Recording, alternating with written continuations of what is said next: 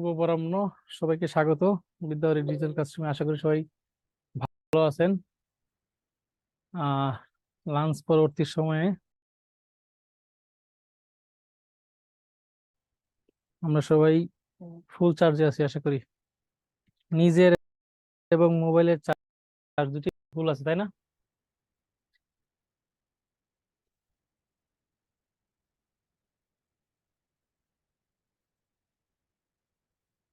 ইসলাম,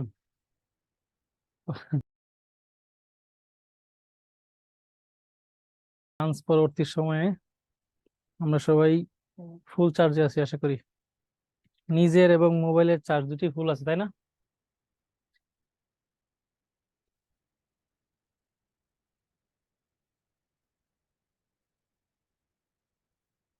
ইসলাম, 37, 73 না? Not bad. তো এটা অবশ্যই একটু বাড়াইতে হবে, হ্যাঁ। বলেন তো কার মোবাইলে কত পার্সেন্ট চার্জ আছে, তাড়াতাড়ি বলেন দেখি আপনাদের কত চার্জ আছে। ওয়ালাইকুম সালাম।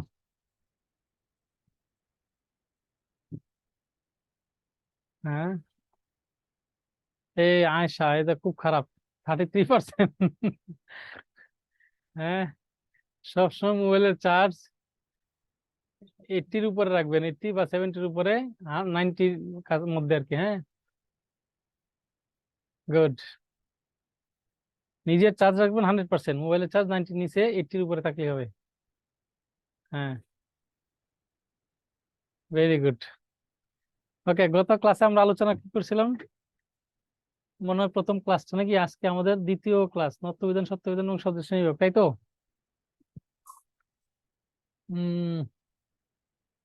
ওকে ওকে, আমি প্রতিদিনই খুশি। বেজার ছিলাম কবে?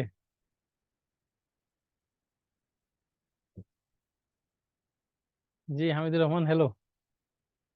গত ক্লাসে আমাদের আলোচনা শেষ হয়েছিল কি, তাহমিনা আক্তার বলেন।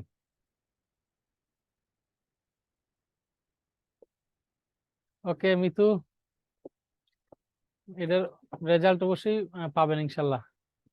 দেখি বলেন তো, ধ্বনি পরিবর্তন পাচ্ছিল কি? ধ্বনি পরিবর্তন না, কতটুকু শুরু করেছিলাম? ধ্বনি পরিবর্তন বলেন, তাড়াতাড়ি বলেন।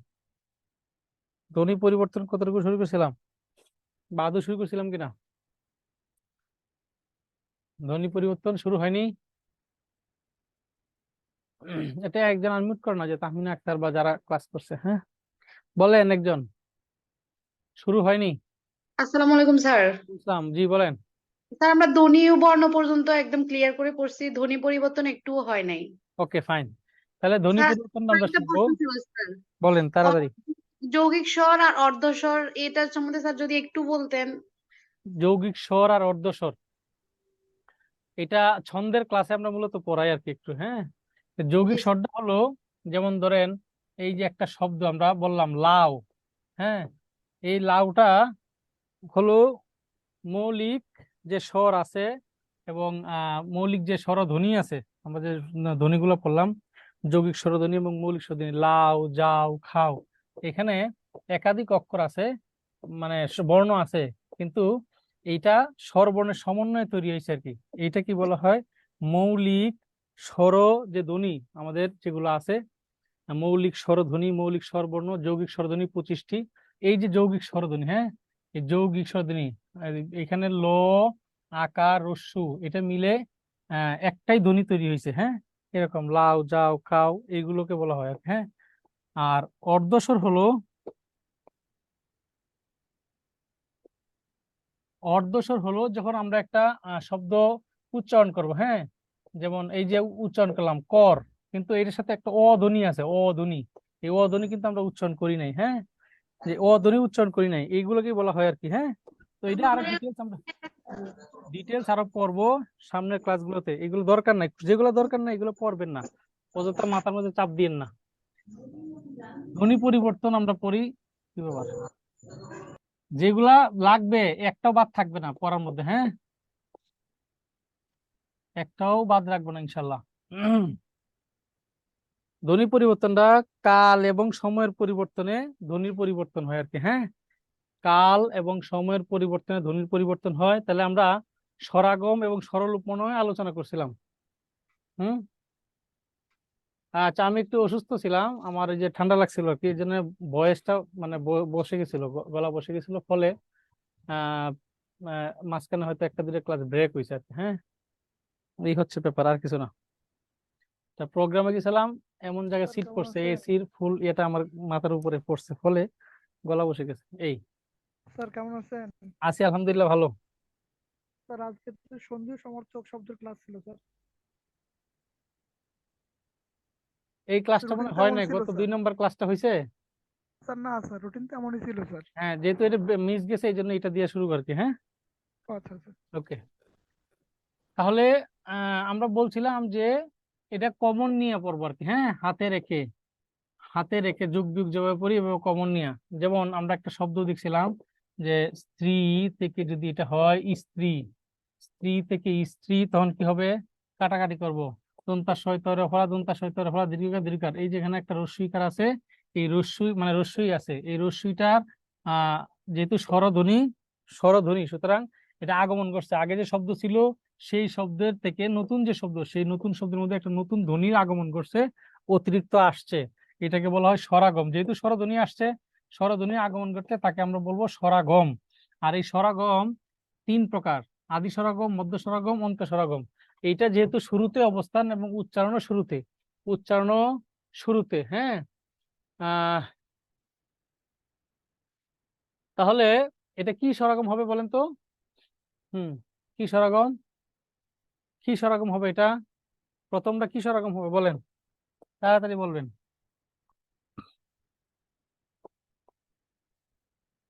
কি স্বরাগম?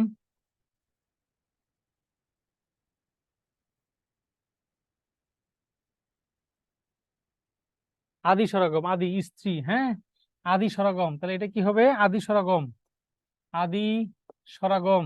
এরকম স্ত্রী থেকে স্ত্রী, স্টেশন থেকে স্টেশন, হ্যাঁ, স্পর্ধা থেকে আস্পর্ধা, এগুলো সবই হচ্ছে আদি স্বরাগম উদাহরণ। এখানে আমরা একটা শব্দ লিখলাম গ্লাস, গ্লাস থেকে গিলাস, কাটাকাটি করি, গয় গয়, লয় লয়, আকার আকার, দন্তাস্য দন্তাস্য। তাহলে এখানে এই যে রস্যইকারের একটা আগমন করছে, স্বরধ্বনি, স্বরধ্বনির সংক্ষিপ্ত রূপ রস্যইকার। হ্যাঁ, রস্যই সংক্ষিপ্ত রূপ হচ্ছে রস্যইকার। তা রস্যইটা অবস্থান শুরুতে, কিন্তু উচ্চারণ কোথায়? উচ্চারণটা কোথায়? উচ্চারণ,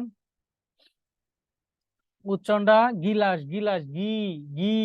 আগে গর উচ্চারণ, তারপর হচ্ছে রস্যইকারের উচ্চারণ। আগে গ, তারপর রস্যই। কোনো ব্যঞ্জনের সাথে যদি কোনো স্বরধ্বনি থাকে, তাহলে সেটা স্বরধ্বনিটা পরে উচ্চারিত হয়, সবসময় এটা মনে রাখবেন। হ্যাঁ, তাহলে গিলাস, আমরা কিন্তু ই গ্লাস বলতেছি না, গিলাস, গিলাস অবস্থান শুরুতে কিন্তু উচ্চারণ শুরুতে না। ধ্বনি পরিবর্তন নির্ণয় করতে হবে উচ্চারণের উপর ভিত্তি করে। তাহলে অবস্থান শুরু থাকলেও উচ্চারণ শুরুতে না। যেহেতু উচ্চারণ শুরুতে না, প্রথম বর্ণের পরে এবং শেষ বর্ণের আগে যদি কোথাও উচ্চারিত হয়, নতুন স্বরের আগমন ঘটে, তখন এটাকে বলা হয় মধ্য স্বরাগম। এবং এই মধ্য স্বরাগমটাই পরীক্ষায় বেশি আসে, মধ্য স্বরাগম। মধ্য স্বরাগমের অপর নাম কি? মধ্য স্বরাগমের অপর নাম হচ্ছে স্বরভক্তি, স্বরভক্তি বা বিপ্রকর্ষ, বিপ্রকর্ষ মধ্য স্বরাগমের অপর নাম স্বরভক্তি বা বিপ্রকর্ষ। তারপরে যদি আমরা একটা শব্দ দেখি, বেঞ্চ থেকে বেঞ্চি, বেঞ্চ থেকে বেঞ্চি। হ্যাঁ, বেঞ্চ থেকে বেঞ্চি লিখলাম, তাহলে যদি কাটাকাটি করি, এই যে বয় কারবে, বয় কারবে, ইঁ হচ্ছে অসন্ত, ইঁ হচ্ছে অসন্ত, এই যে এখানে একটা রস্যইকারের আগমন করছে, একটা রস্যইকার আসছে, তাই না? তাহলে এটা কি হবে? বেঞ্চি, বেঞ্চি, ই, ই। যেহেতু স্বরের আগমন করছে, সুতরাং এটা স্বরাগম হবে। কিন্তু এই স্বরাগমটা কোথায়, উচ্চারণটা কোথায় হচ্ছে? উচ্চারণ বেঞ্চি, ই, শেষে, শেষে, অন্তে। তো শেষে উচ্চারিত হলে তাকে বলা হয় অন্ত, অন্ত মানে শেষ, অন্ত স্বরাগম। যে শব্দটা থাকবে পরিবর্তিত বা নতুন যে শব্দ আসবে, সেই শব্দ যদি কোনো স্বরধ্বনির আগমন ঘটে এবং সেই স্বরধ্বনি যদি শুরুতে উচ্চারিত হয়, অবস্থান না উচ্চারণ, শুরুতেই যদি উচ্চারিত হয়, তখন সেটা আদি স্বরাগম। যদি শুরুতেই থাকে কিন্তু উচ্চারণ শুরুতেই না, উচ্চারণ যদি শুরুর পরে হয়, শেষের আগে হয়, তখন সেটা মধ্য স্বরাগম। আর যদি উচ্চারণটা শেষে হয়, তখন সেটা অন্ত স্বরাগম। বুঝা গেল? স্বরাগম বুঝছি কিনা? তাহলে বলেন তো,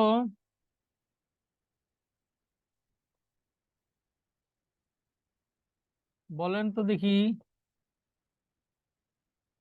ক্লিপ থেকে কিলিপ, এটা কোন স্বরাগমের উদাহরণ? ক্লিপ থেকে ক্লিপ। আচ্ছা, যারা বুঝি নাই, না বুঝার কিছু নাই, হ্যাঁ, একজনও থাকবেন না যে বুঝবেন না। বুঝা ছাড়া কোনো মানে ক্লাস শেষ নাই, বুঝতে হবেই। বুঝাই দেবো, হ্যাঁ। যারা বুঝি নাই, না বুঝার কিছুই নাই, ভালো করে শুনেন। এই যে শব্দগুলো আছে, আমরা নর্মালি ধ্বনি পরিবর্তন কি করি, মুখস্থ করি, কিন্তু মুখস্থ করতে হবে না। এই যে শব্দটা আছে, প্রদত্ত শব্দ কি ক্লিপ, এই ক্লিপ থেকে পরিবর্তিত শব্দ আসলো কিলিপ। তাহলে যে বুঝি নাই, একজন বা হামিদুর বা আরেকজন কি জানি নাম বললেন, হ্যাঁ, পরে জয়েন করলে তো বুঝবেন কেমনে? যদি পরে জয়েন করেন তাহলে আগেটা তো বুঝার কথাই না। তাহলে এই যে কয় কয় কাটলাম, লয় লয় কাটলাম, পয় পয় কাটলাম, এই যে রস্বইকার একটা, এই যে রস্বইকার একটা কেটে দিলাম, তাই না? এই যে আর একটা রস্বইকার আছে, তাহলে এটা কি হইলো? রস্বইকারটা কি স্বরধ্বনি না? স্বরধ্বনির সংক্ষিপ্ত রূপ, ধ্বনি বা তার সংক্ষিপ্ত রূপ যাই আসুক, স্বরধ্বনি। তাহলে রস্বইকার যেহেতু স্বরধ্বনি, স্বরের আগমন করছে না? এটা বুঝছে কিনা যারা বুঝি নাই দু একজন? স্বরের আগমন করছে না? স্বরের আগমন তো করছে। যেহেতু স্বরের আগমন করছে, তাহলে এটা স্বরাগম। স্বরের আগমন করলে স্বরাগম। তাহলে স্বরাগমটা তিন জায়গায় আছে, আদি, মধ্য, অন্ত।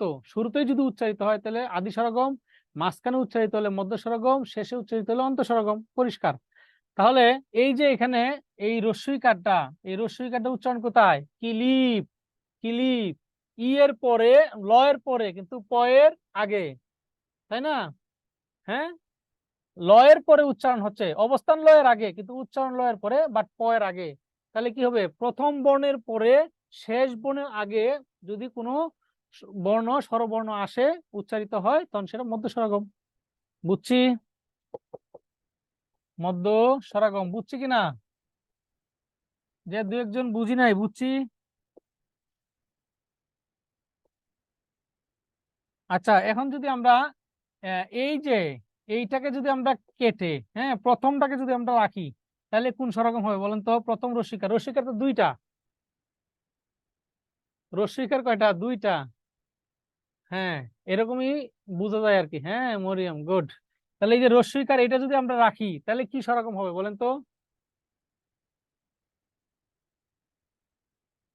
এক ক্লাসে আর কি এরকম পড়াচ্ছি, তো স্টুডেন্ট বলতে, স্যার আপনার এই যে থিওরিটা, এটা আমি ভুল প্রমাণ করব। আমি বললাম কিভাবে? বলে আপনি তো মাঝখানটা মানে ইয়ে করছেন, রাখছেন, প্রথমটা কাটছেন, তাহলে এটা মাঝখানটা কেটে যদি প্রথমটা রাখি, তাহলে কি মধ্য স্বরকম হবে কিনা? হ্যাঁ, নুসরাত জান, একটু বুঝতে হবে এটা, এই জন্য বললাম।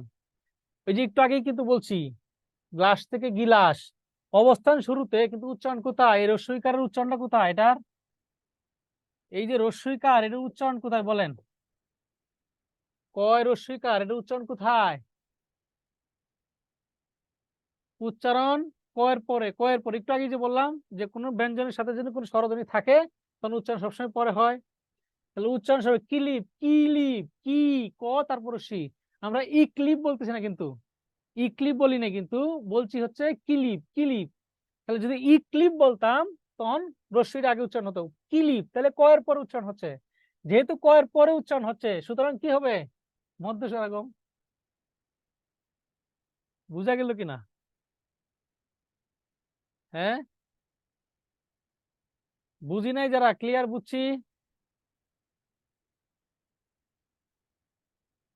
Clear, very good.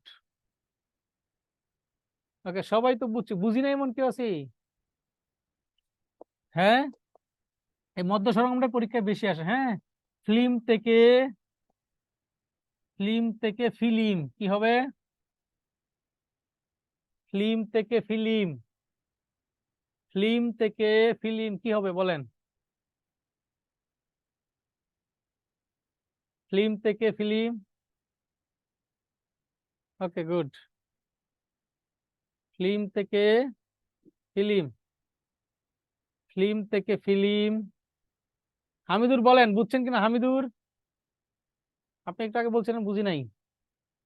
জি স্যার, বুঝতে পারছি। ফিল্ম থেকে ফিল্ম, এটা মধ্য স্বরাগম হবে। এখন ক্লিয়ার? জি স্যার। একদম মুখস্থ করতে হবে। না স্যার, এখন প্র্যাকটিস করতে হবে, প্র্যাকটিস প্র্যাকটিস না করতে করলে হবে, একদম পারবো না। মুখস্থ করা কিছু না এটা, হ্যাঁ। একদম হয়ে হুম। যাওয়ার কথা একদম, হ্যাঁ। মধ্য স্বরাগম, হ্যাঁ। ফিল্ম থেকে ফিল্ম, গ্রাম থেকে গ্রাম, রত্ন থেকে রতন, সবই হচ্ছে মধ্য স্বরাগম। তাহলে স্বরলিপ গুলো একটু দেখি। যেমন একটা শব্দ হচ্ছে অলাবু থেকে যদি আমরা বলি লাবু, অলাবু থেকে লাবু, খেয়াল করেন একটু, হ্যাঁ। এখানে যে শব্দটা আছে অলাবু, এখানে আছে লাবু, তার মানে লয়াকার বরিশকার, লয়াকার বরিশকার কেটে দিলাম। এইখানে একটা অ ছিল, ও স্বর, গুড। এখানে একটা অ ছিল, এই অটা এখানে নাই, হারায় গেছে, মিসিং। যদি কোনো শব্দে, প্রদত্ত শব্দ থেকে নতুন শব্দে যদি স্বরধ্বনি হারায়া যায়, তাকে বলা হয় স্বররূপ। স্বরধ্বনি হারায় গেলে কি বলা হয়? স্বরলুপ। হারায় গেছে, লুপ পেয়েছে, তাকে বলা হয় স্বরলুপ। কারণ এই স্বরটা লুপ হয়েছে কোন জায়গা থেকে দেখতে হবে, ওই আগের মতোই। স্বরাগম যেমন 3 প্রকার, স্বরলুপও 3 প্রকার। হ্যাঁ, আদি স্বরলুপ, মধ্য স্বরলুপ, অন্ত স্বরলুপ। তাহলে এইটা ছিল শুরুতেই, অবস্থান শুরুতে, উচ্চারণ কিন্তু শুরুতে। অলাবু, অলাবু, ও লাবু, উচ্চারণ কিন্তু শুরুতে। যেহেতু শুরু থেকে হারায় গেছে, এই জন্য এটা কি বলা হয়? আদি স্বরলুপ। আদি স্বরলুপ। এরকম আরেকটা শব্দ যদি আমরা দেখি, আচ্ছা কালো কলম নেই, একটা শব্দ যদি দেখি, সুবর্ণ, সুবর্ণ থেকে স্বর্ণ, কাটাকাটি করেন তো, সুবর্ণ থেকে স্বর্ণ, সুবর্ণ থেকে স্বর্ণ, দন্তাস্য, দন্তাস্য, ব, ব, মূর্ধন্য রেপ, মূর্ধন্য রেপ। তাহলে এই যে এখানে একটা রস্যুকার ছিল, রস্যুকারটা কি স্বরধ্বনি, তাই না? রস্যুকার ছিল, কিন্তু এই রস্যুকারটা এখানে নাই, হারায় গেছে, মিসিং। যেহেতু হারায় গেছে, সুতরাং এটা কি হবে? এটাও স্বরলুপ হবে। স্বর হারায় গেছে, স্বরধ্বনি হারায় গেছে, সুতরাং স্বরলুপ। কিন্তু কি স্বরলুপ? সুবর্ণ, আদি সু, স্বরলুপ। সুবর্ণ কি স্বরলুপ? আদি স্বরলুপ। সুবর্ণ, সু, আমরা কিন্তু বলতেছি না উষবর্ণ, উষবর্ণ কিন্তু বলতেছি না, সুবর্ণ। আগে দন্তাস্বর উচ্চারণ, তারপরে রস্যুকারের উচ্চারণ, সুবর্ণ। তাহলে প্রথম বর্ণের থেকে হারায় যায় নাই, প্রথম থেকে হারায় যায় নাই, প্রথমে উচ্চারিত হয় না কিন্তু রস্যুকারটা। যদি প্রথম থেকে হারায় যেত তাহলে আদি স্বরলুপ হতো। যেহেতু প্রথম থেকে হারায় নাই, দন্তাস্বর পরে মাঝখান থেকে হারায় গেছে। প্রথম বর্ণের পরে শেষ বর্ণের আগে মাঝখান থেকে যদি হারায় যায়, তখন সেটা হবে মধ্য স্বরলুপ। মধ্য স্বরলুপ। সুবর্ণ, সু, আগে দন্তাস্ব, তারপর সুর উচ্চারণ। ওকে। জি স্যার, বুঝতে পারছি। যদি শব্দটা হয় আশা থেকে আশ, হ্যাঁ, আশা থেকে আশ, আশা থেকে আশ, তাহলে আ তালবস্য, তালিবস্য, এখানে একটা আকার ছিল, এই আকারটা এখানে নাই, হারাই গেছে, মিসিং। হ্যাঁ, কি হবে? কি লুপ? এটা আপনারাই পারতেছেন সবাই। হ্যাঁ, শেষ থেকে হারা গেছে, অবস্থানও শেষ, উচ্চারণও শেষ, অবস্থান শেষ, উচ্চারণও শেষ। হ্যাঁ, তাহলে এটা হচ্ছে অন্ত স্বরলুপ, অন্ত। ক্লিয়ার বিষয়টা? অন্ত স্বরলুপ। অন্ত জি স্বরলুপ, স্যার। গুড। তাহলে আহ এটা একটু মাথায় রাখবো আর কি, হ্যাঁ। খুবই সিম্পল, সোজা, মুখস্থ বা কোনো কিছু নেই। আশা করি যে এখন থেকেই আর দু একটা প্র্যাকটিস করলে মানে যে প্রশ্নগুলো আছে বাসায় যদি প্র্যাকটিস করেন, একেবারেই পানির মতো, না হয় জলের মতো, কোনো কিছু একটা হবে, হ্যাঁ। হ্যাঁ, তারপর লিখবেন হচ্ছে স্বরধ্বনির পরিবর্তনের মধ্যে আরো যে কয়েকটা আছে, অপিনিহিতি, অপি, অপিনিহিতি, অপিনিহিতি। অপিনিহিতি শব্দের অর্থ হচ্ছে আগে স্থাপন। অপিনিহিতি শব্দের অর্থ কি? অপিনিহিতি শব্দের অর্থ হচ্ছে আগে স্থাপন। হ্যাঁ, অপিনিহিতি শব্দের অর্থ হচ্ছে আগে স্থাপন। লিখবেন শব্দে, শব্দে রস্যইকার, শব্দে রস্যইকার মানে এই যে এইটা, রস্যইকার ও রস্যকার, শব্দে রস্যইকার ও রস্যকার শেষের পরিবর্তে, শেষের পরিবর্তে, শেষের পরিবর্তে পূর্ণ বর্ণ হিসেবে, পূর্ণ বর্ণ হিসেবে আগে উচ্চারিত হবে। পূর্ণ বর্ণ হিসেবে কি হবে? আগে উচ্চারিত হবে। এর নামই হচ্ছে অপিনিহিতি। শেষের পরিবর্তে পূর্ণবর্ণ হিসেবে আগে উচ্চারিত হবে, এর নামই হচ্ছে অপিনিহিতি। শব্দে রস্বইকার ও রস্যকার শেষের পরিবর্তে পূর্ণবর্ণ হিসেবে আগে উচ্চারিত হবে, এর নামই হচ্ছে অপিনিহিতি। শুধু এতটুকু মনে রাখলেই হবে। শব্দে রস্বইকার ও রস্যকার শেষের পরিবর্তে পূর্ণবর্ণ হিসেবে আগে উচ্চারিত হবে, তার নাম অপিনিহিতি। কেমন? যেমন আজি থেকে শব্দটা যদি হয় আইজ, হ্যাঁ, আজি থেকে আইজ, কালি থেকে কাইল, রাতি থেকে রাইত, হ্যাঁ, সাধু থেকে সাউদ, মধু থেকে মৌদ, সাধু থেকে সাউদ, মধু থেকে মৌদ। খেয়াল করে দেখেন তো, ওই একই কথা, কাটাকাটি করেন তো। এই পাশে যে কয়েকটা বর্ণ আছে, এই পাশে কিন্তু তাই আছে। এই পাশে আ বর্গজ রস্বইকার তিনটা, এই পাশে আ রস্বই বর্গজ তিনটা। এই পাশে যে কয়েকটা বর্ণ আছে, এই পাশেও তাই আছে। এই পাশে যা, এই পাশে তাই, এই পাশে তা যা, এই পাশেও তাই। যদি কোনো বর্ণ কম বা বেশি থাকতো, কম অথবা বেশি থাকলে কি হতো? কম বা বেশি থাকলে কি হতো? কম বা বেশি থাকলে, কম বা বেশি থাকলে, কম থাকলে স্বরলুপ, আর বেশি থাকলে স্বরাগম। এই পাশে যা আছে ওই পাশেও তাই আছে, কম আর বেশি নাই কিন্তু। কম বেশি থাকলে স্বরলুপ স্বরাগম হয়ে যেত। যেহেতু সমান সমান আছে, স্বরাগম স্বরলুপ কোনোটাই হয় নাই। কিন্তু একটা পরিবর্তন হয়েছে। কি পরিবর্তন? এই যে লিখলাম, শব্দে রস্বইকার এবং রস্যকার। রস্বইকার, এই যে রস্বইকার কি আছে, এটা আছে মাঝখানে, কিন্তু উচ্চারণ কোথায়? শেষে। শেষের পরিবর্তে উচ্চারণ কোথায়? শেষে। আজি, ই বর্গজের পর উচ্চারণ আজি। এই শেষ থেকে কি হইলো? পূর্ণবর্ণ হিসেবে আগে উচ্চারিত হচ্ছে। রস্বইকারের পূর্ণবর্ণ কি? রস্বই। পূর্ণবর্ণ হিসেবে, যে পূর্ণবর্ণ হিসেবে আগে উচ্চারিত হচ্ছে, এর নামই হচ্ছে অপিনিহিতি। আজি থেকে আইজ, এখানে বর্গজের পরে রস্বইকারটা উচ্চারণ হচ্ছে, বাট এখানে পূর্ণবর্ণ হিসেবে রস্বইটা বর্গজের আগে উচ্চারণ হচ্ছে, আইজ। রাতি থেকে রাইত, এখানে রস্বইকারটা পরে উচ্চারিত হচ্ছে, কিন্তু এর পূর্ণবর্ণ আগে উচ্চারিত হচ্ছে। সাধু, উ ওই যে রস্যকার শেষে উচ্চারিত হচ্ছে, শেষে। রস্যকারটা শেষে উচ্চারিত হচ্ছে, কিন্তু এই পরিবর্তিত শব্দে কি হইলো বা পরিবর্তন হইলো, যে ধ্বনি পরিবর্তন, সেখানে এই যে রস্যুটা কিন্তু পূর্ণবর্ণ। রস্যুর পূর্ণবর্ণ কি? রস্যু। রস্যুকারের পূর্ণবর্ণ হচ্ছে রস্যু। রস্যুকারের পূর্ণবর্ণ রস্যুটা ধর আগে কিন্তু উচ্চারিত হচ্ছে, সাউদ। এর নামই হলো অপিনিহিতি। বুঝছি? পরিষ্কার?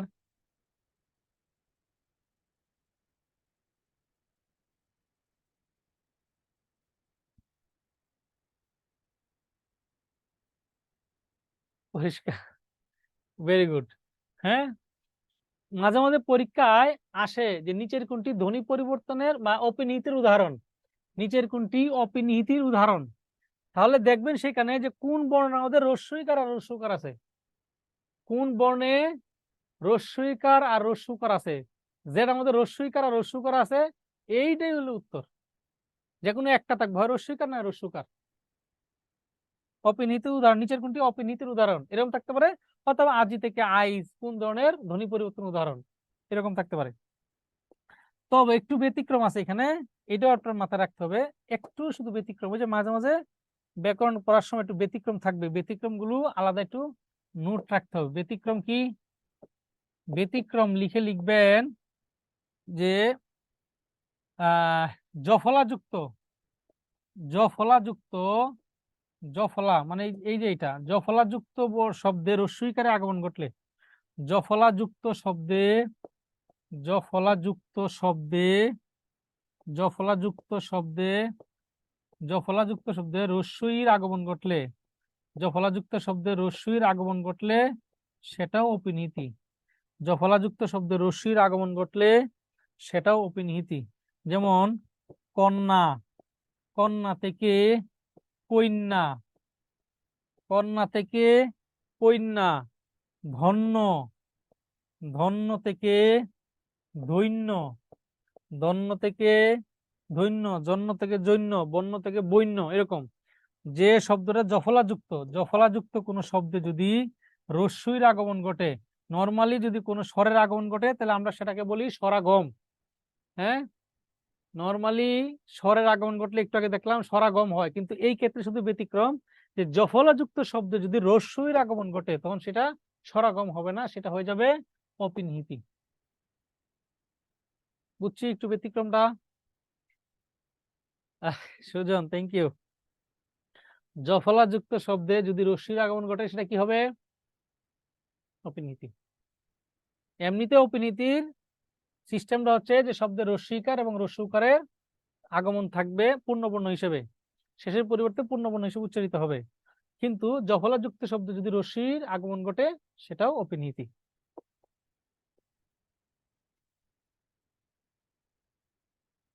তারপর স্বরসঙ্গতি। স্বরসঙ্গতি হচ্ছে স্বরের মিল আর কি। হ্যাঁ, একটা স্বরের সাথে আরেকটা স্বরের যখন মিল হবে তখন সেটাই হচ্ছে স্বরসঙ্গতি। যেমন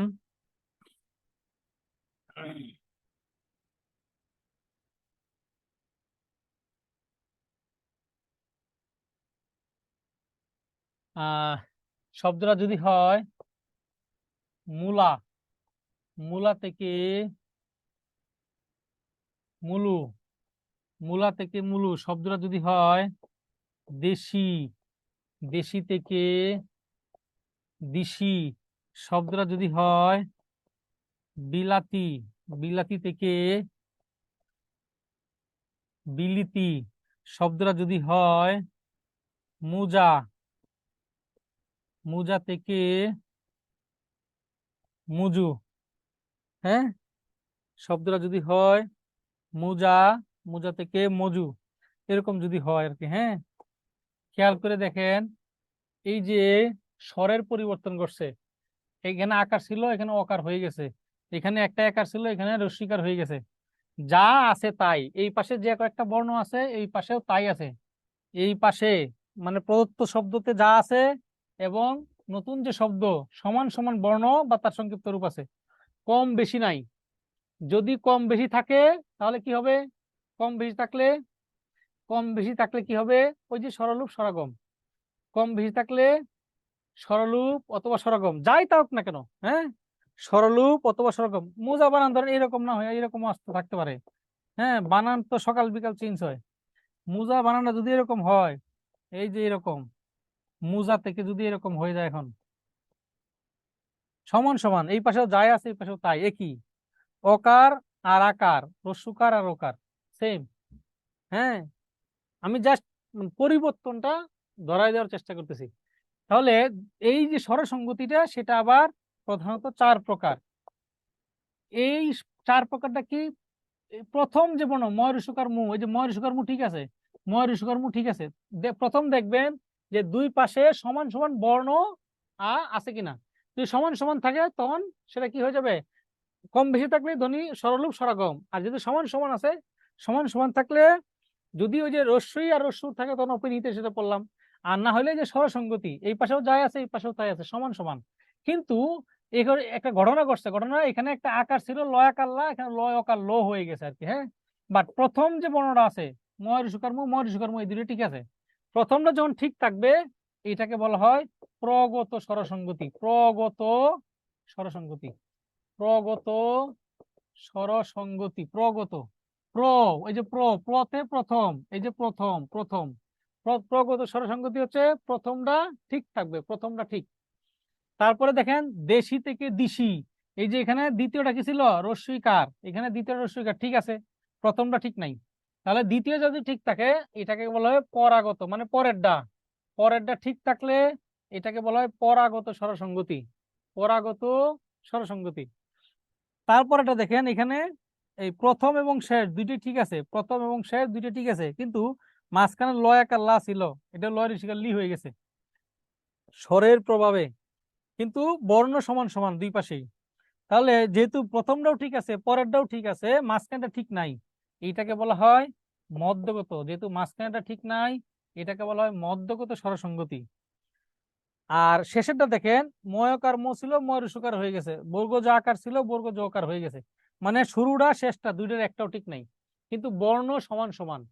এই পাশেও যা এই পাশেও তা, বর্ণ সমান সমান দুই পাশেই, কিন্তু কোনোটাই ঠিক নাই। নতুন যে পরিবর্তিত শব্দটা আসলো ধ্বনি পরিবর্তনের মাধ্যমে একটাও ঠিক নাই।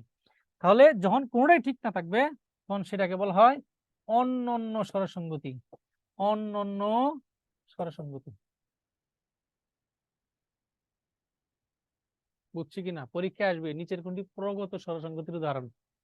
তখন দেখবেন যে প্রথমটা ঠিক আছে কিনা। প্রথম দুইটা বিষয় দেখবেন, একটা হচ্ছে যে সমান সমান আছে কিনা দুই পাশেই বর্ণ বা তার সংক্ষিপ্ত রূপ সমান সমান। সমান সমান থাকলে তখন দেখবেন যে প্রথমটা ঠিক আছে কিনা। প্রথমটা ঠিক থাকলে যেটাই প্রগত, আর পরেরটা ঠিক থাকলে পরাগত, মাঝখানটা ঠিক না থাকলে মধ্যগত, আর দুইটা কোণাই ঠিক না থাকলে অন্যান্য। বুঝছি?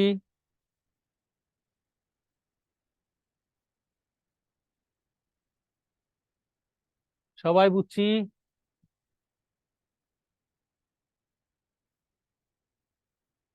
নাজমুন নাহার বলেন, কি বুঝি নাই? হ্যাঁ, জি ম্যাজিক। কিন্তু ওই যে নাজমুন নাহার বলেন তো, কই নাজমুন নাহার কই গেল?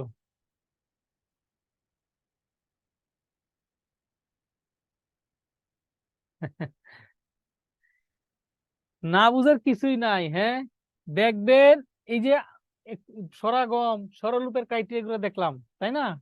সরাগম সরলরূপের ক্রাইটেরিয়া দেখলাম, অপিনীতির ক্রাইটেরিয়া দেখলাম যে কি কি কন্ডিশন থাকতে হবে। আর এর বাদে যেগুলো আছে, যেমন এখানে দেখবো, প্রথমেই দেখবো যে দুই পাশে সমান সমান আছে কিনা। যদি সমান সমান না থাকে তখনই হবে। সমান সমান না থাকলে, কম বেশি থাকলে সরাগম অথবা সরলরূপ। সমান সমান থাকলে তখন দেখবো, যেহেতু এটা অপিনিহিতের রস্যই রস্যইর কোনো ব্যাপার নাই। হ্যাঁ, রস্যইকারে পূর্ণ বর্ণ বসে নাই, রস্যই বা রস্যকারে পূর্ণ বর্ণ বসে নাই, তাহলে সমান সমান আকার আকার এগুলো আছে কিনা। থাকলে দেখবো যে প্রথমটা যদি ঠিক থাকে, চেঞ্জ না হয়, পরেরটা যা হয় হোক, প্রথমটা ঠিক থাকলে সেটা প্রগত, পরেরটা ঠিক থাকলে পরাগত। প্রথম এবং পরে দুইটাই ঠিক থাকবে, কিন্তু মাঝখানে ঠিক থাকবে না, সেটা মধ্যগত। আর যদি শুরু এবং শেষ অর্থাৎ প্রথম এবং পরে কোনোটাই ঠিক না থাকে, দুইটাই চেঞ্জ হয়ে যাচ্ছে, সেটা হচ্ছে অন্যান্য। হ্যাঁ। ওকে, থ্যাংক ইউ। সবাই অনেক সুন্দর সুন্দর কমেন্ট করতে পারেন। হ্যাঁ, ঠিক আছে, বুঝতে হবে ভালো করে। ওকে, তারপরে আর কি আছে? অবিশ্রুতিটা একটু পড়ি। অবিশ্রুতি, যদিও এগুলা অবিশ্রুতিটা খুব যে আসে তা না, তারপর একটু পড়ি। লেখেন, শব্দে ইয়া, ইয়ার পরিবর্তে একার। ইয়ার পরিবর্তে কি হবে?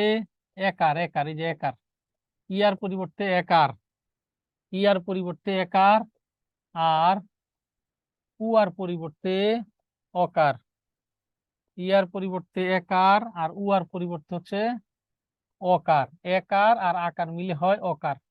শব্দে ইয়া, শব্দের শেষে ইয়া উচ্চারণ থাকলে সেখানে তার পরিবর্তে যদি নতুন শব্দ একার হয়, বা উয়া উচ্চারণ থাকলে তার পরিবর্তে নতুন শব্দ যদি অকার হয়, সেটাই হচ্ছে অবিশ্রুতি। কেমন?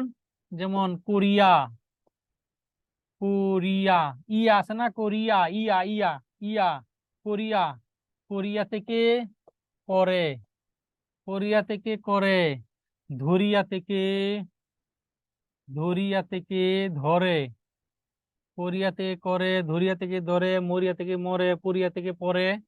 হ্যাঁ, তারপরে মাছুয়া, মাছুয়া থেকে মেছু, মাছুয়া থেকে মেছু, টাকুয়া থেকে টেকু। হ্যাঁ, টাকুয়া থেকে টেকু, গাছুয়া থেকে গেছু। এরকম। যদি ইয়ার পরিবর্তে, এই যে ইয়ার পরিবর্তে কোরিয়া, ইয়া, কোরিয়া ইয়ার পরিবর্তে একার, এই যে একার আসছে। ধরিয়া ইয়ার পরিবর্তে একার। মাছুয়া উয়া, মাছুয়া উয়ার পরিবর্তে অকার। হ্যাঁ, টাকুয়া উয়ার পরিবর্তে অকার।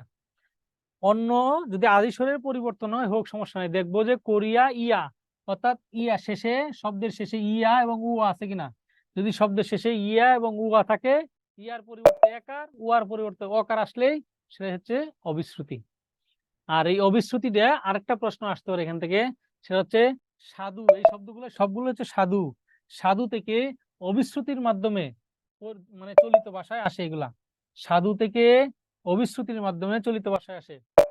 সাধু থেকে অবিশ্রুতির মাধ্যমে ধ্বনি পরিবর্তন হয়ে চলিত ভাষায় আসে। সাধু থেকে অবিশ্রুতির মাধ্যমে ধ্বনি পরিবর্তন হয়ে চলিত ভাষায় আসে। এর নাম হচ্ছে অবিশ্রুতি। তারপর লেখেন ধ্বনি বিপর্যয়। ধ্বনি বিপর্যয় লিখবেন হচ্ছে স্থান বিনিময়, স্থান। ধ্বনি বিপর্যয় লিখবেন কি? স্থান বিনিময়। শুনেন, বইয়ের ভাষায় আমরা পড়বো না, আমরা আমাদের মতো করে পড়বো, তাহলেই সহজ। এবং ভাষায় একটু প্র্যাকটিস করবেন। পানির মতো সহজ, পানি। হ্যাঁ, এই হচ্ছে ব্যাপার আর কি। না বুঝার কিছু নাই, মাথাটা ঠান্ডা রেখে একটু চেষ্টা করতে হবে যে কি বলা হচ্ছে এখানে ক্লাসে, তাহলেই বুঝবেন। স্থান পরিবর্তন শব্দটা হচ্ছে পিচাস। পিচাস থেকে পিশাচ। শব্দটা হচ্ছে লাফ। লাফ থেকে ফাল। শব্দটা হচ্ছে লাফ, লাফ থেকে ফাল। খেয়াল করে দেখেন, দুই পাশে যা আছে সমান সমান, এই পাশেও যা আছে এই পাশেও তাই, এই পাশেও যে কয়েকটা বর্ণ বা ধ্বনি আছে এই পাশেও ঠিক তাই আছে। কোনো কিছুর আগমন বা লুপ ঘটে নাই কোনো। হ্যাঁ, জলের মতো না, জলের মতো, জলের মতো না, জলের মতো, রাইট। তাহলে কি হলো? পিচাস, পিশাচ থেকে পিশাচ। আর লাফ থেকে ফাল। দেখেন এখানে একটা ঘটনা ঘটছে, যা আছে সমান সমান, কিন্তু নিজেদের মধ্যে স্থান পরিবর্তন করছে, স্থান বিনিময় করছে। এখানে চড়া ছিল আগে, তালবস্য ছিল শেষে। এখানে তালিবস্য চলে আসছে আগে, আর চড়া চলে গেছে শেষে। এখানে ল ছিল আগে, ল চলে গেছে শেষে। ফ ছিল শেষে, ফ চলে আসছে আগে। এই যে স্থানের বিনিময়, স্থান পরিবর্তন, এর নামই হচ্ছে ধ্বনি বিপর্যয়। এর নামই হলো ধ্বনি জি না, পারুল, লাল থেকে নাল না, আসতেছি, আগে মিস কল দিয়ে না। লাল থেকে নাল না, সেটা আরেকটা। এর নাম হচ্ছে ধ্বনি বিপর্যয়। তারপর লিখেন ব্যঞ্জন বিকৃতি।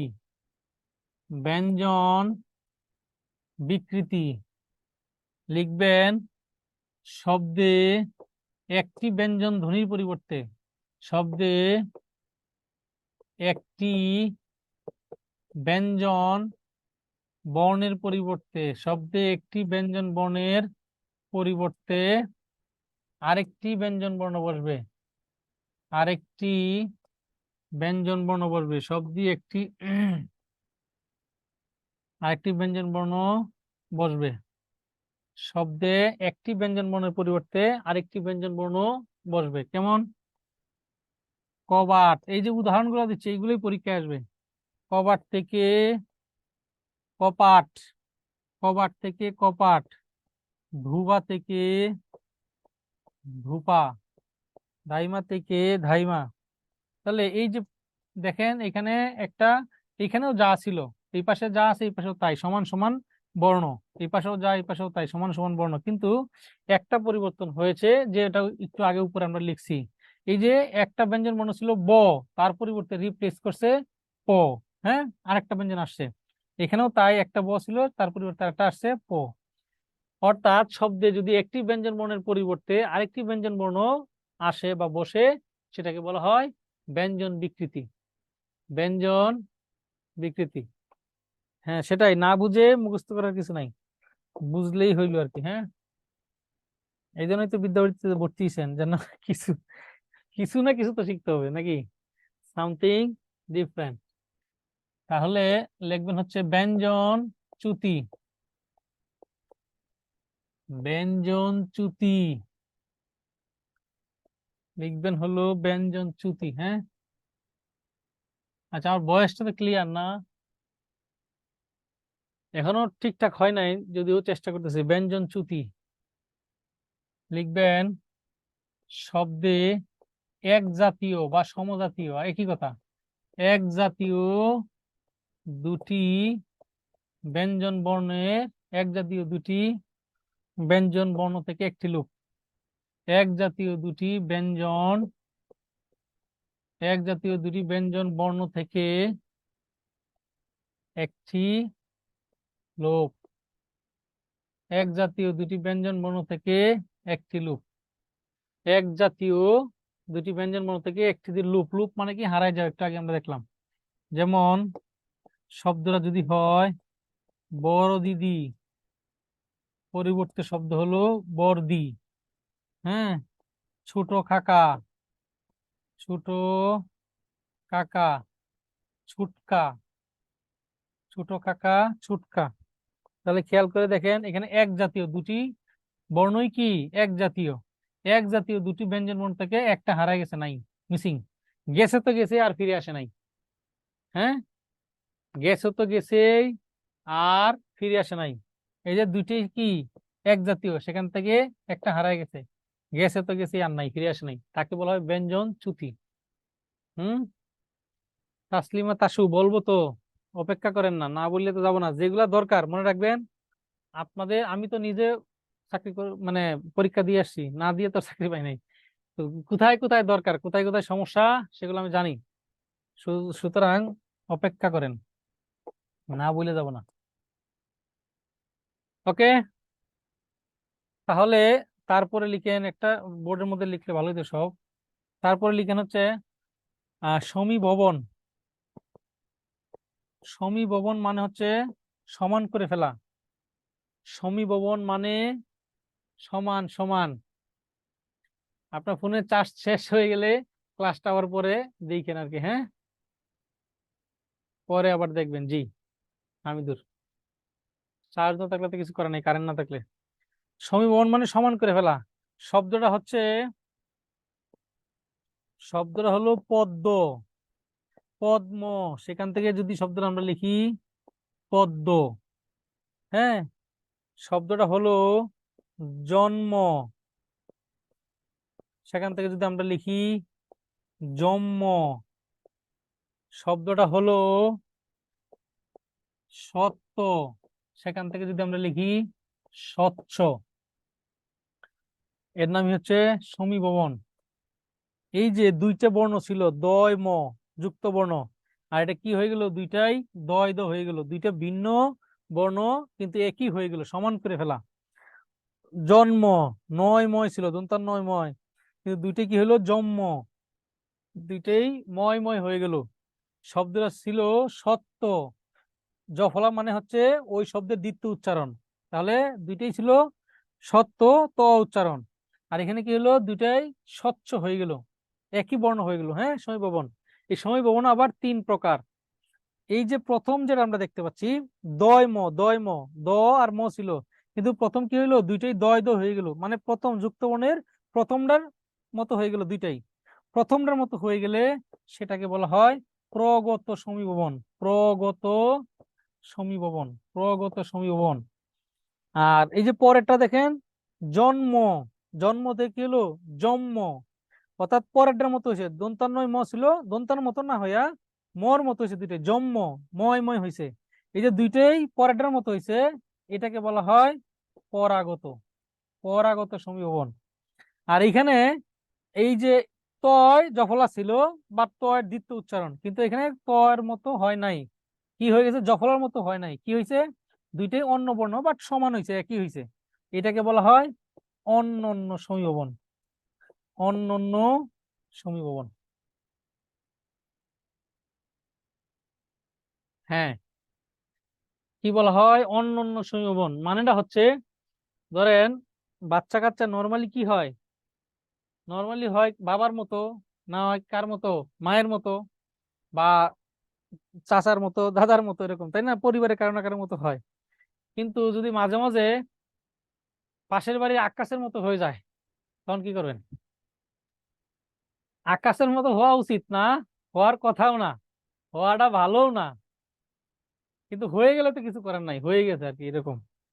এটাকে বলা হয় অনন্য। হ্যাঁ, সমীভবন। প্রগত, ওই যে প্রথমটা দয়ময় ছিল, দয়ময় ছিল, কি শব্দটা ছিল দয়ময়, এখানে হয়ে গেছে দুইটাই দয় দয়। প্রথমটার মতো যদি পরিবর্তন হয়, দুইটা একই হয়, তখন সেটা হচ্ছে প্রগত সমীভবন। পরেরটা জন্ম নয়ময় ছিল, দন্তার নয়ময় ছিল, হয়ে গেছে দুইটাই ময়ময়।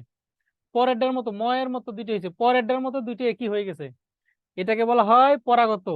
আর এটা ছিল সত্য, তয় জফলা, কিন্তু তয়ের দ্বিতীয় উচ্চারণ। কোনো বর্ণের সাথে যদি জফলা যুক্ত থাকে তখন তার সেই বর্ণটা দ্বিতীয় উচ্চারণ হয় সত্য। হ্যাঁ, এটা কিন্তু সহ্য করি না আমরা, সত্য তয়ের দ্বিতীয় উচ্চারণ, কিন্তু এনে তয়ের মতো বা জফলার মতো কারো মতোই না হয়ে হয়ে গেছে হচ্ছে চয় চয়, দুইটা একই হয়েছে, কিন্তু ভিন্ন ভিন্ন হইলেও সমস্যা নাই, শুধু এক জাতি হইলে হইলো, তখন সমীভবন। আমাদের সমীভবনের ক্রাইটেরিয়া হচ্ছে দুইটা ভিন্ন শব্দকে, মানে ভিন্ন বর্ণকে সমান করে ফেলা। হ্যাঁ, সত্য অপনীত হবে কি, যদি সত্য থেকে সত্য হইতো, সত্য থেকে যদি সত্য হইতো, সত্য সত্য থেকে যদি সত্য হইতো তখন না অপনীতি। সত্য থেকে যদি সত্য হইতো, আমরা কি বলছিলাম, জফলাযুক্ত শব্দে রস্যইর আগমন ঘটলে তখন অপনীতি, কিন্তু রস্যইর আগমন ঘটে নাই। শিউলি জাহান, বোঝা গেল? রস্যইর আগমন ঘটে নাই। ওকে, আমাদের সময় কম, চেষ্টা করতেছি যত দ্রুত আমরা এটা, আসলে পরীক্ষা তো আসে, প্রায় সব পরীক্ষাতেই এটা আসে। তারপরে লেখেন বিষমীভবন, দ্রুত লিখবেন হচ্ছে বিষমীভবন। বিষমী বিষমীভবন মানে কি? মানে হচ্ছে দুইটা অসমান করে ফেলা। বিষমী বিষমী মানে দুইটা অসমান করে ফেলা, বিষমী মানে অসমান। হ্যাঁ, সব যেমন লিখবেন একটু, যে শব্দে শব্দে এক জাতীয়, শব্দে এক জাতীয় দুটি ব্যঞ্জনের, শব্দে এক জাতীয় দুটি ব্যঞ্জন বর্ণের একটির পরিবর্তন, ব্যঞ্জন বর্ণের একটির পরিবর্তন। শব্দে এক জাতীয় দুটি ব্যঞ্জন বর্ণের একটির পরিবর্তন কেমন? উদাহরণটা হলো শরীর থেকে শরীল, শরীর থেকে শরীল। উদাহরণ হলো লাল থেকে নাল, শরীর থেকে শরীল, লাল থেকে নাল। একজন বলছিলেন একটু আগে সম্ভবত। এই যে শরীর দুইটাই কি র, র, শরীর দুইটাই র, সেই র থেকে কি হলো, একটা পরিবর্তন হয়ে গেল, একটা পরিবর্তন হয়ে গেল ল। এই লাল দুইটাই কি ল, ল, একটা পরিবর্তন হয়ে গেল নাল, দন্তন্য চলে আসলো। এক জাতীয় দুইটি ব্যঞ্জন বর্ণের মধ্যে একটির পরিবর্তন হয়েছে। দেখেন এখানে সবগুলো রাখার উদ্দেশ্য হচ্ছে যে একটার সাথে আরেকটার কোনো আপনার কনফিউশন করতে পারবেন না, এই জন্য সবগুলো রাখছি এখানে। হ্যাঁ, ধ্বনি বিপর্যয়, ব্যঞ্জন বিকৃতি, ব্যঞ্জন চ্যুতি, সমীভবন, বিষমীভবন, একটার সাথে আরেকটার মানে মিল নাই, এটা বোঝার জন্য। ধ্বনি বিপর্যয় কি? যা আছে তাই থাকবে, শুধু বর্ণের স্থান পরিবর্তন করবে, নতুন আসবে না, যাবেও না, স্থান পরিবর্তন, তার নামই হচ্ছে ধ্বনি বিপর্যয়। ব্যঞ্জন বিকৃতির সাথে কিন্তু বিষমীভবনের কোনো সম্পর্ক নাই, ব্যঞ্জন বিকৃতি থেকে বিষমীভবনের কোনো সম্পর্ক নাই। এই যে ব্যঞ্জন বিকৃতি কি, শব্দে একটি ব্যঞ্জন বর্ণের পরিবর্তে আরেকটি ব্যঞ্জন বসবে। আর এখানে বলছে এক জাতীয় দুইটার পরিবর্তে একটার পরিবর্তন, এক জাতীয় দুইটার পরিবর্তে একটা চেঞ্জ হয়ে যাবে, পরিবর্তন হবে। ব্যঞ্জন চ্যুতি কি, এক জাতীয় দুইটার মধ্যে একটা হারায়া যাবে, নাই, এটা হচ্ছে যাবে, হারায়া আবার আরেকটা আসবে, একটা এক্সচেঞ্জ করবে, এক্সচেঞ্জ। হ্যাঁ, একটা এক্সচেঞ্জ করবে, বাট এখানে এক্সচেঞ্জ নাই, যাবে তো যাবে, আর আসবে না, এটা হচ্ছে চ্যুতি, একবার হারায় যাবে। আর সমীভবন কি, এক জাতীয় দুটি ব্যঞ্জনকে, মানে ভিন্ন জাতীয় দুটাকে এক জাতীয় করে ফেলা। তাই বুঝছি কিনা সবাই? হ্যাঁ, বুঝছি।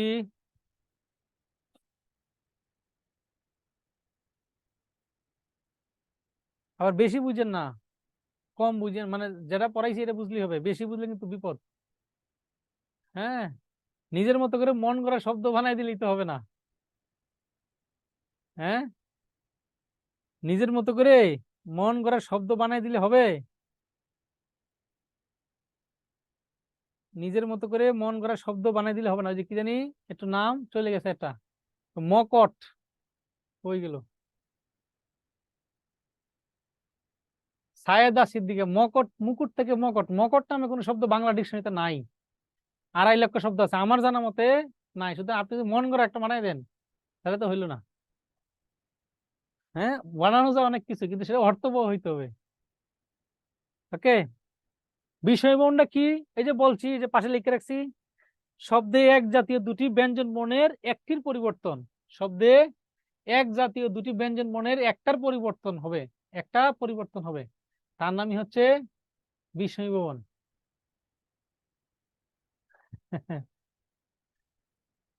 ঠিক আছে?